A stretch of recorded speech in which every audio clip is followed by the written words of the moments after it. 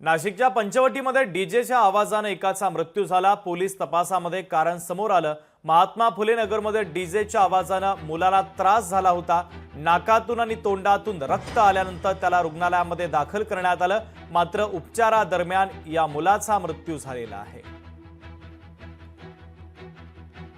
नितीन फकीरा रणसिंगे राहणार महात्मा फुले नगर याचा काल मृत्यू झाला होता।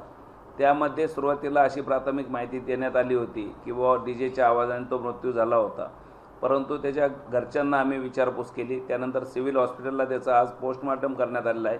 त्यामध्ये त्याला मयताचं कारण हे coronary artery disease with pneumonitis असं दिलेलं आहे।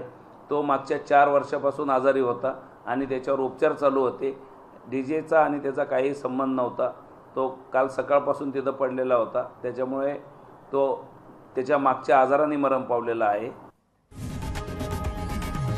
लोकशाही मराठी ऐका, पहा, जागरूक रहा।